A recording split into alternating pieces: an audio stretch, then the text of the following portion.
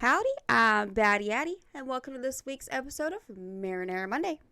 What is Marinara Monday, you may be asking? Well, it's where I get super stony baloney, think of some random shit, research it, and tell y'all my findings. This week's episode is about those ever so loved treats we enjoy during the holidays, those cane-shaped hard candies that come in a variety of colors and flavors, but the OG flavor, peppermint, reigns supreme. Yes, my friends, we are talking about candy canes, their origins, and how they are made. So the origins of candy canes is actually shrouded in mystery, but it is believed that we have enjoyed and indulged in candy canes for at least 176 years.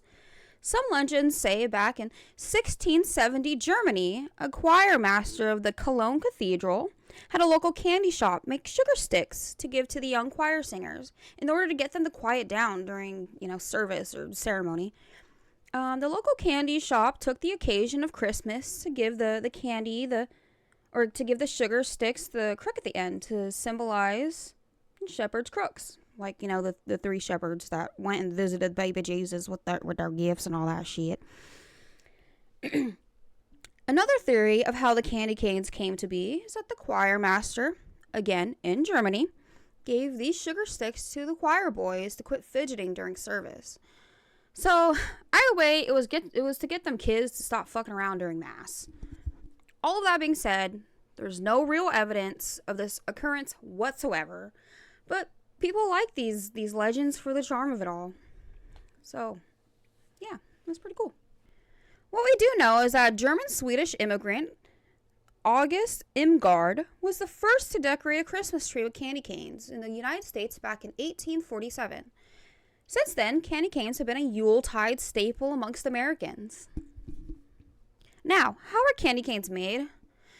Well, in today's day and age, quite a bit of the process is automated and uses machinery for mass production. But you can still find candy shops that make them by hand. It all starts with a shit ton of sugar, like a bunch of sugar being heated up in a kettle to about 300 degrees Fahrenheit. Once it's dummy hot, the candy maker will pour the liquid sugar onto a cooling table. And then that's like where they add flavor, and then they add coloring to half of it, like the red dye, the red coloring part. And then they essentially take these two big ass clumps of sugar and they get individually pulled on a literal hook. So they're literally like throwing they're doing this action. Hold on.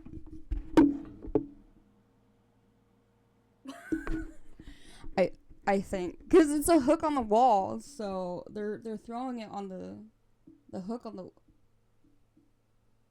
Never mind. These two big-ass clumps are then individually pulled via a literal hook on the wall until the sugar crystals are oxygenated and thus turn the candy white. Once the candy is oxygenated enough, it is reheated just enough to where it is pliable. It is then shaped into a log with alternating colors of red and white, and after this it is then rolled very thin, approximately the width of a pencil, thus giving us its infamous swirl. It's then cut into about 7-inch pieces each, and each piece is then given the infamous hook, making each candy cane actually about 5 inches in height. So, there you have it. This is the mysterious origins of the candy cane, as well as how it is made by hand. If you enjoyed this week's episode of Marinara Monday, please feel free to check out my other Marinara Mondays on my channel. Also, go ahead and check out the description for my link tree, as well as all of my sources. Or don't. I don't know. I'm not the boss of you, so do whatever you want. Much love, my family and friends. Like, comment, subscribe.